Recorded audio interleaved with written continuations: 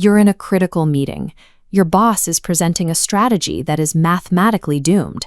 You see the error, slide the corrected projections across the table, and politely point out the flaw. The room goes quiet. You just saved the company millions. Logic suggests what happens next. You expect a thank you, maybe a bonus. At the very least, a fast track to your next promotion for proving your competence. Instead, you get the cold shoulder. You're excluded from the next planning session. Your career progression hits a brick wall.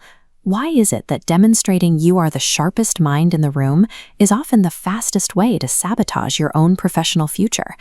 Author Robert Greene identified this dynamic in his first law of power: never outshine the master. The professional world is not a pure meritocracy driven solely by raw intelligence. It operates as a highly sensitive ecosystem governed by human ego.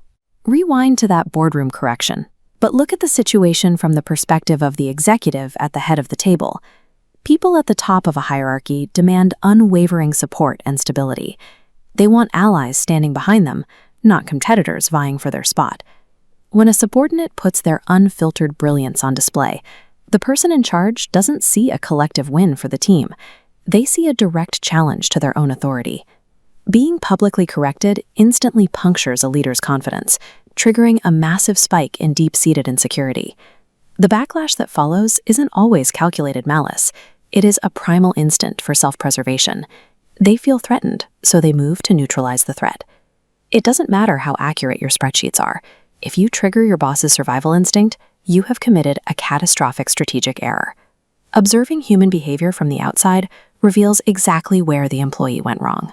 The junior employee possessed plenty of raw intellect, but they entirely lacked emotional intelligence. History's most successful strategists took a completely different approach when navigating the orbit of a powerful, insecure leader.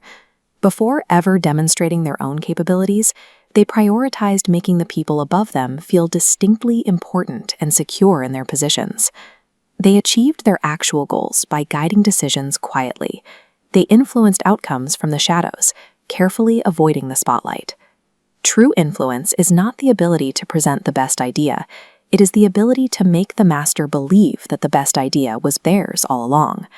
You might hear this and assume it requires playing dumb, hiding your talent, or accepting a permanently weak role. But strategic restraint is the ultimate display of high-level, real-world intelligence. Being factually correct is simply not enough.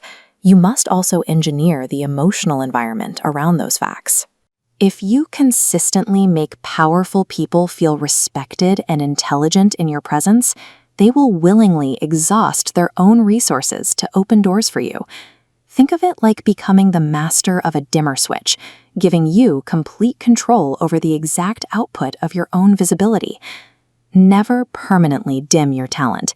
Just master the psychological discipline of knowing exactly when, where, and just how brightly to let it shine.